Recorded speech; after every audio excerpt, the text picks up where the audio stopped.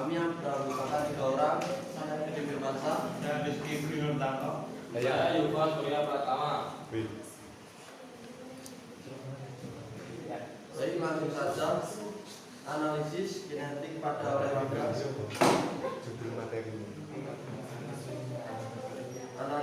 Analisis genetik pada olahraga diperlukan dalam bidang pendidikan olahraga guna menopang keberhasilan, kesempurnaan, dan keterampilan dalam penampilan olahraga. Genetik olahraga adalah kajian tentang tenaga yang menciptakan gerak dan mengubah kedudukan pada suatu tempat karena alasan tertentu ketika berolahraga. Hal ini penting untuk melengkapi kegiatan yang tepat serta menyempurnakan kemampuan dalam analisis genetik olahraga. Keterampilan berolahraga memerlukan gerak yang kompleks. Tingkat penampilan olahragawan seringkali dibatasi oleh gerak otot dan rangka. Pengetahuan ini dapat juga digunakan untuk menyusun aktivitas yang dapat digunakan dalam dasar keputusan gerak. Semua gerak dirancang untuk mencapai tujuan tertentu. Gerak manusia dapat kita amati karena adanya perubahan posisi dari tubuh atau anggota tubuh dalam ruang dan waktu. Semua bentuk gerakan terjadi karena dipengaruhi oleh sejumlah gaya. Gaya di sini tidak lain merupakan kontraksi otot. Dari makalah yang telah kami diskusikan ada beberapa rumusan masalah, yaitu 1. Apa yang dimaksud dengan analisis genetik? 2. Apa saja hukum-hukum mekanika gerak? 3. Apa yang dimaksud dengan refleksi berbagai pendekatan? 4. Apa saja tahap perkembangan keterampilan genetik pada olahraga?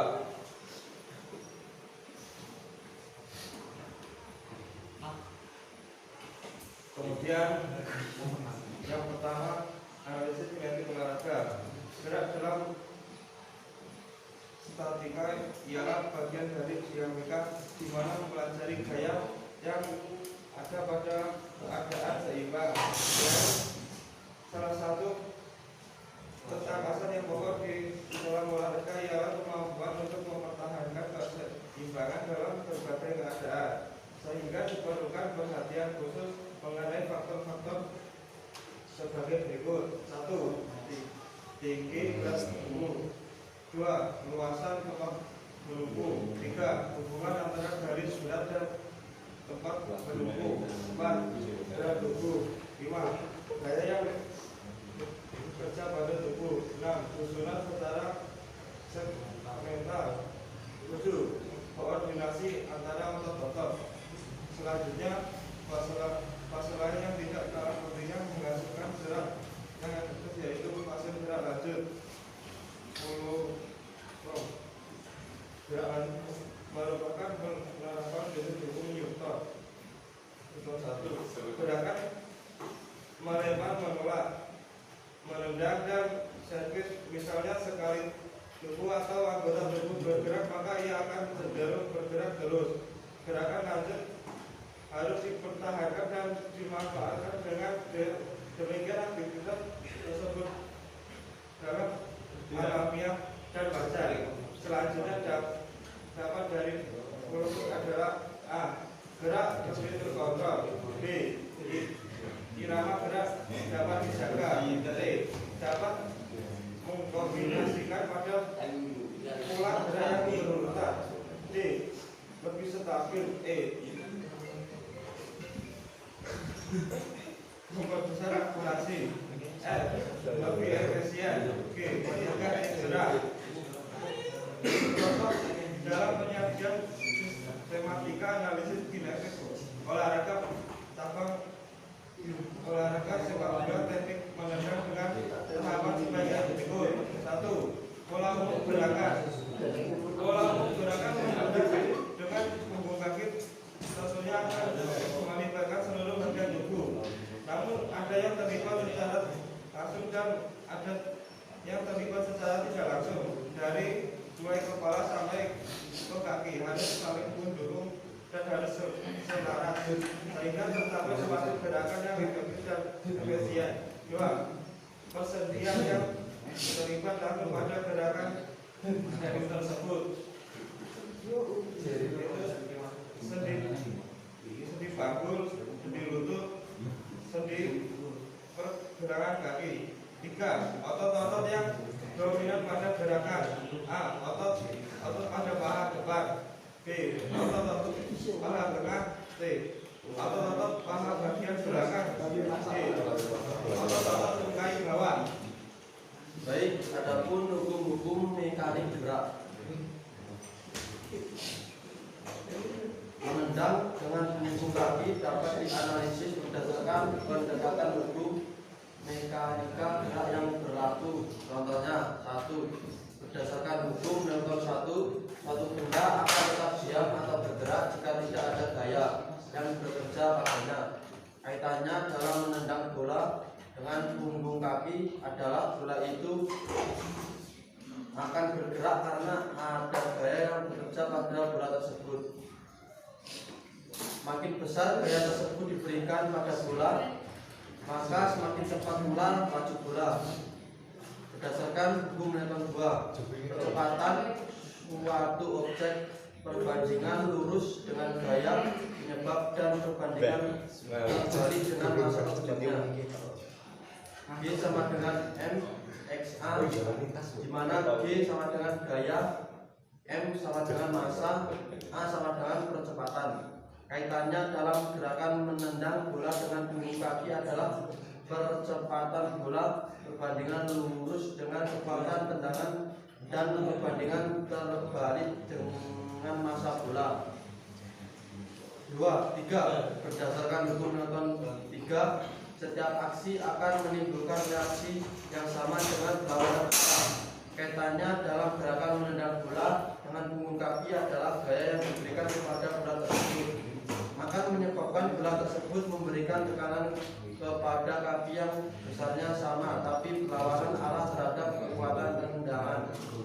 4. Berdasarkan sistem pengungkit lever, menendang bola dengan punggung kaki termasuk ke dalam sistem kelas lever kelas 1, yaitu sumbu putar terletak di antara gaya dan beban pada lever kelas 1 yang besarnya gaya G tergantung dari perbandingan antara lengan gaya LG dan lengan beban LB. 5. Kecepatan V tergantung pada jarak waktu. V sama dengan S atau T, di mana V kecepatan, S jarak, T dan waktu. Kecepatan perbandingan lurus dengan jarak artinya makin besar pula kecepatannya terbanding dengan waktu. Artinya makin sedikit waktu yang digunakan untuk mencapai suatu jarak, maka makin cepat gerakan tersebut dilakukan. Jadi untuk memperoleh kecepatan yang besar, maka jaraknya harus diperbesar dan waktunya harus diperkecil. Yang ketiga referensi sebagai pendekatan.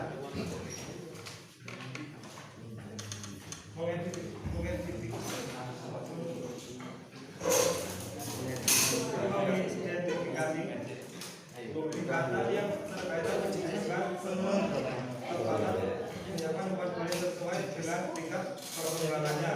Gerak sebagai berikut. 1. Tahap pemula. Selama tingkat pemulaan belajar gerak objek membutuhkan usaha yang keras untuk memahami teknik yang baru. Pergerakan, pergerakan dan serangan energi diberikan untuk mengembangkan imajinasi dan perasaan gerak sehingga pelaksanaan yang terpadu dapat dikembangkan.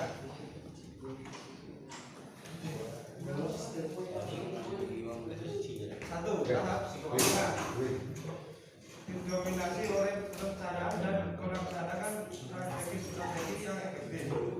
Penampilan berubah baik dan meningkatkan pemahaman teknik, pengurangan kesalahan gerak dan peningkatan dalam kecepatan serta koordinasi.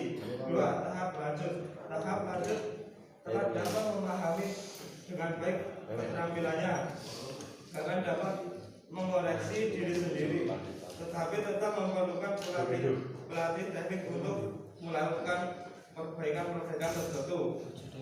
Penampilan pada tahap lanjut lebih cepat, lebih mulus dan mulai melihatkan sebagai olahragawan cerdas dalam pengembangan trik olahraga atau metode yang dapat lebih siap menanggapi situasi baru yang mendatang. Selanjutnya yang keempat yaitu tahap keterampilan kinetik pada olahraga. Perkembangan gerak tubuh dapat dibagi dalam dua periode utama, yaitu tahap keterampilan dan perbaikan keterampilan. Satu, tahap pra keterampilan. Berarti kan selama periode ini harus ditekankan pada kualitas dan kuantitas pengalaman gerak. Tahap-tahap dinamai tingkat refleksi, integrasi sensori atau penggabungan sensor dan pola gerak dasar. Tingkatan perkembangan kemampuan gerak diperbaiki dan menjadi lebih cepat individualisme. A. Tingkatan refleksi, gerakan-gerakan dikendalikan dengan jaringan saraf pulang belakang dan tidak menunjuk pada pengendalian yang disengaja. 2. B. Tingkatan integrasi sensorik dan pola gerak dasar. Gerakan tergasi tetapi cenderung kasar dan tidak teratur, memperoleh pengaturan yang terkendali. Semakin bertambah besar otot rangka, semakin kuat untuk membuat penyesuaian tingkat tubuh. 2. Tingkatan perbaikan keterampilan. Ketika keterampilan sudah menjadi lebih sulit dan kecepatannya meningkat, model susunan saraf yang baru harus dikembangkan untuk mengendalikan kegiatan-kegiatan ini secara efisien. Program gerak yang disimpan dalam otak bukan sebagai dari gerakan-gerakan, tetapi lebih merupakan aturan-aturan umum yang membantu dalam mengatur keterampilan.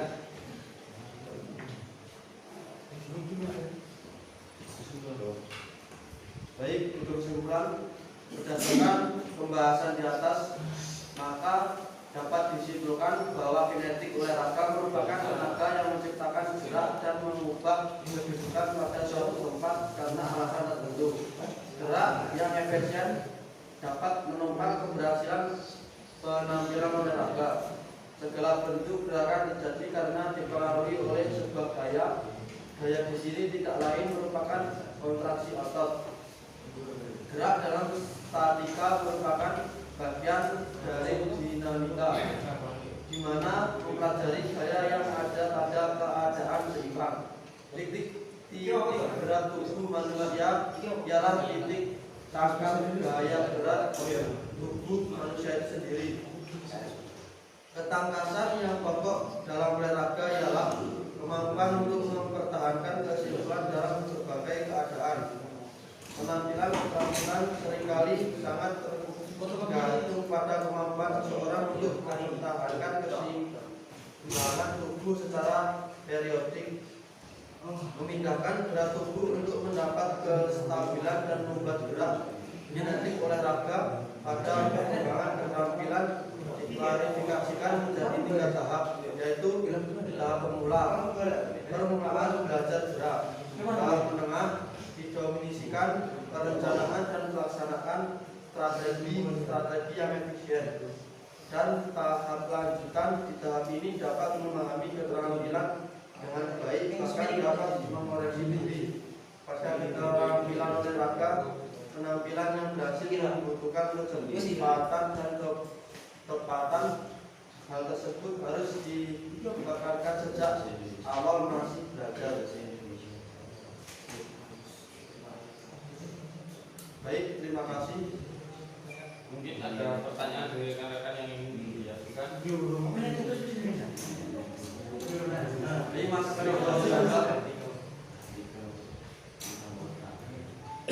Oke, bertanya. Kita disarankan untuk berolahraga secara rutin. Apa pengaruh olahraga terhadap sistem gerak manusia? Baik, ingin menjawab pertanyaan Mas Bido. Gerakan yang dicoba dikala olahraganya memicu seluruh bagian badan supaya lebih fleksibel, otot badan pula jadi lebih elastis serta tidak kaku. Gimana Mas Bido? Mungkin ada pertanyaan lagi yang ingin diajukan.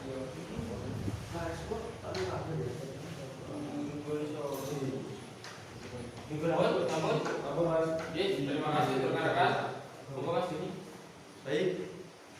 Sekian dari kelompok kami. Bila ada salah kata